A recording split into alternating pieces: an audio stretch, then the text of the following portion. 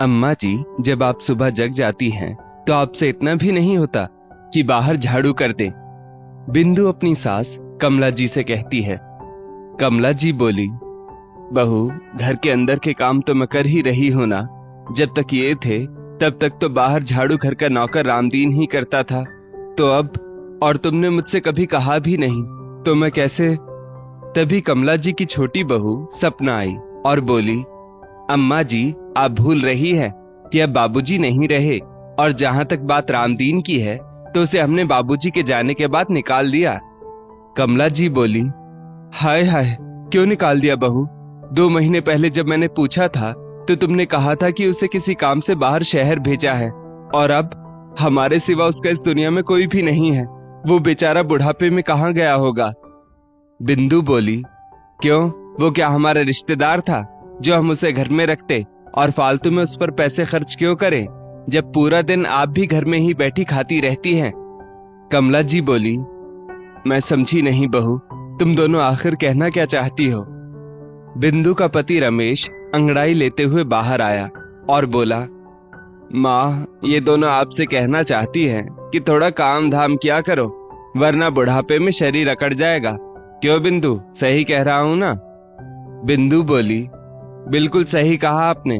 बताओ, हम तब से इनको समझाने की कोशिश कर रहे हैं, पर ये है कि समझ ही नहीं रही है। अम्मा जी, बेटे की बात समझ में आई कि मैं समझाऊं? कमला जी ने हाँ में सिर हिला दिया। सपना बोली, चलो अच्छा है, भैया की बात इनकी समझ में तो आई। कैसे नहीं आती सपना, माँ के लाडले जो रहे हैं भैया। हाँ, वो बात अलग है कि अपनी बेटी नूतन के आने के बाद अम्मा बाबूजी हम दोनों बेटों को कुछ समझते ही नहीं थे। सपना का पति उमेश अपने कमरे से निकलते हुए बोला। कमला जी बोली, नहीं बेटा, मैंने कभी भी तुम तीनों बच्चों में कोई भेदभाव नहीं किया। नूतन तो पराई थी, उसके लिए हम ज्यादा कुछ कर कहां पाए। हाँ, ईश्वर की कृपा रही, जो तुम्हारे बाबूजी जीवित रहते उसे विदा कर गए और वो अपने घर चली गई। सपना बोली, आप कहना क्या चाहती है? अगर बाबूजी के जाने के बाद नूतन कुंवारी रहती तो हम क्या अच्छे घर में उसकी शादी नहीं करते? कमला जी बोली, नहीं नहीं बहू, मेरे कहने का मतलब वो नहीं था। बिंदु बोली, रहने दीजिए अम्मा जी, हम आपको और आपकी बेटी को अच्छे से जानते हैं। अब ये लीजिए झाड़ू और जाइए, काम पर लग जाइए। बेचारी कमला जी, जो पति के राज में कभी घर की चौखट से बाहर नहीं गई, आज उन्हें बाहर झाड़ू लगानी पड़ रही थी। सही कहा है किसी ने, पति के राज में पत्नी होती रानी और बुढ़ापे में भरती पानी। दरअसल कमला जी के पति भुवन बाबू को गुजरे हुए अभी मुश्किल से 5 महीने हुए होंगे, और इन 5 महीनों में उनके बेटे बहुओं ने कमला जी को 5 युग का दुख दिखा दिया था। कमला जी पसीना पसीना होकर बाहर झाड़ू लगा रही थी। तभी रमेश के फोन पर वकील दीनानाथ, जो भुवन बाबू के मित्र और सलाहकार दोनों थे, उनका फोन आया।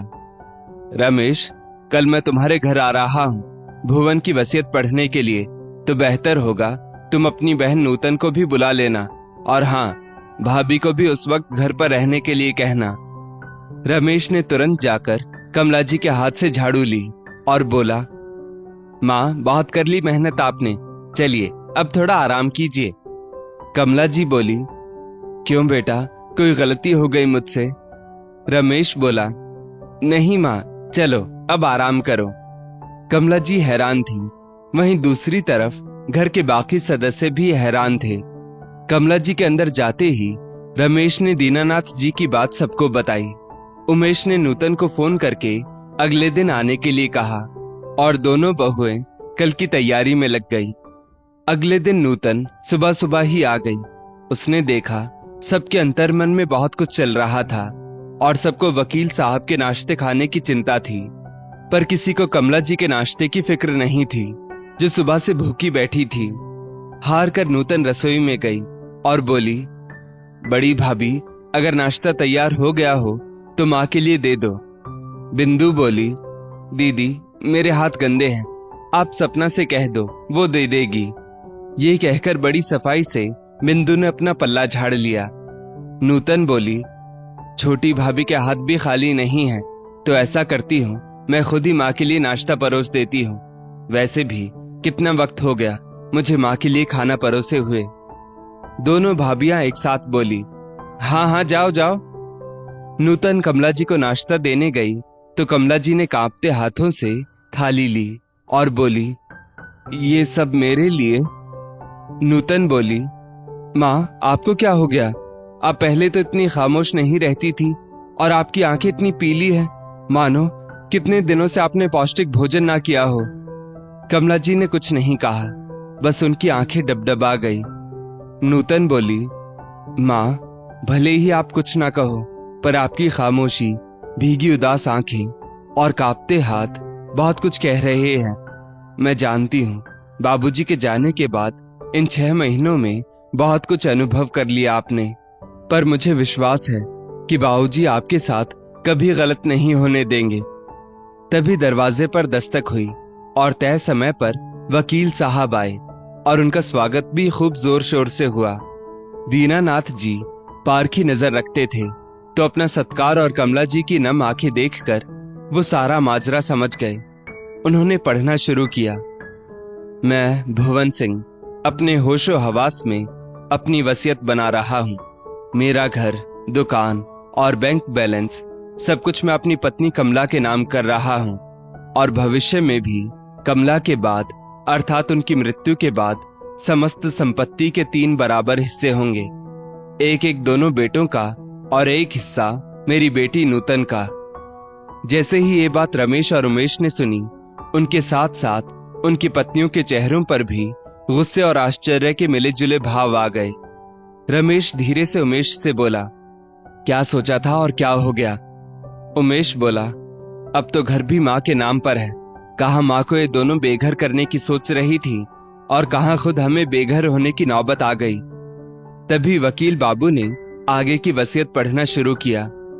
ध्यान दो, मैंने ये वसीयत कोर्ट में भी रजिस्टर करवा रखी है। और हाँ, एक बात और, वसीयत के हिसाब से अगर कमला आगे अपनी संपत्ति अपने बच्चों में ना बांटना चाहे तो ये उनकी अपनी इच्छा होगी कि वो संपत्ति का क्या करना चाहती है, कितना किसको देना है। इस बात में उस पर कोई भी किसी भी प्रकार का दबाव नहीं डालेगा। अगर मेरे बेटों ने उसे कभी परेशान किया या जबरदस्ती उससे संपत्ति लेनी चाहिए तो ये सारी संपत्ति अपने आप चैरिटी में चली जाएगी। जैसे ही वकील साहब ने वसीयत पढ़नी खत्म की, दोनों भाई और भाभियों के चेहरों के रंग बदल गए। वकील साहब ने कहा, अगर किसी को भी इस विषय में कुछ पूछना हो तो पूछ लो। भाभी, आपको कुछ पूछना है? जी नहीं, बस चारों के मुख से बड़ी मुश्किल से ये 2 शब्द ही निकले। फिर वसीयत पढ़कर कमला जी, नूतन और बेटों का दस्तखत लेकर वकील बाबू वहां से चले गए। बिंदु दांत पीसते हुए रमेश से बोली, लो देख लो सपने दोनों भाई कि बाबूजी की अपार संपत्ति के आधे आधे वारिस हो। बुढ़ऊ ने सब उल्टा पुल्टा कर दिया। कीड़े पड़ेंगे उस बुढ़ऊ को, नर्क में भी जाकर उसे शांति नहीं मिलेगी। नूतन ने बिंदु की बात सुन ली तो वो बोली, भाभी आपने तो वो कहावत सुनी ही होगी, 100 सुनार की और 1 लोहार की। तो मेरे अनुभवी बाबूजी ने अपने बेटे बहुओं की नीयत शायद पहले ही भांप ली थी। अब बाबूजी की सारी संपत्ति माँ के नाम पर है तो आप सबके पांव तले से तो जमीन खिसक गई होगी। कमला जी बोली, जाने दो बेटा, इन बच्चों से उम्मीद करना भी बेवकूफी होगी। अपने बेटों के लिए मैं कुछ ही महीनों में बोझ बन गई थी, पर वो जाते जाते भी मुझे सम्मान से जीने की चाबी दे गए। अरे इन्होंने तो सोचा था संपत्ति मिलने के बाद मुझे एक वृद्ध आश्रम में छोड़ आएंगे, पर यहाँ तो कहानी ही बदल गई। नूतन बोली, वाह बाबूजी वाह, क्या नहले पर दहला मारा है। अच्छा सबक सिखाया आपने इनको, ये इसी लायक थे। कमला जी बोली, शायद तेरे बाबूजी अपने बेटों की नियत पहले ही समझ चुके थे। जिस रोग के नासूर बनने का डर था, उस रोग का इलाज उन्होंने पहले ही सोच रखा था। नूतन बोली, हाँ माँ, इसे ही तो कहते हैं दूरदर्शिता। धन्यवाद बाबूजी। उन चारों में से कोई भी कुछ कहने सुनने की हालत में नहीं था। कमला जी बोली, बेटा हम अपने आप को समय से भी बड़ा बलवान मानते हैं, पर शायद तुम चारों ये भूल गए कि वो वक्त ही हमें चलाता है। और साथ में नचाता भी है। तुम भले मुझे वृद्धाश्रम भेजने की तैयारी कर रहे थे, पर मैं तो माँ हूं, मैं वैसा कुछ नहीं करूंगी। हाँ, पर घर के पिछले हिस्से में जो 2 कमरे हैं, तुम दोनों अपने परिवार के साथ उसमें रहने चले जाओ। यहाँ के इन कमरों को मैं किराए पर लगा दूंगी। कमला जी के चेहरे पर बहुत दिनों बाद संतोष और आत्मविश्वास की खुशी देखकर नूतन संतुष्ट थी कि अब उसकी माँ ने नए सिरे से जीना सीख लिया था, और इसका श्रेय भुवन बाबू को जाता था, क्योंकि बेटों के लिए जो माँ कुछ महीनों में बोझ बन गई थी, आज उनके स्वर्गवासी पति जाते जाते भी उन्हें सम्मान से जीने की चाबी जो दे गए थे। दोस्तों, इस स्टोरी को लेकर आपकी क्या राय है, नीचे कमेंट करके जरूर बताइएगा, और ऐसी ही और भी बेहतरीन वीडियोस के लिए हमारा पेज जरूर फॉलो करें। धन्यवाद।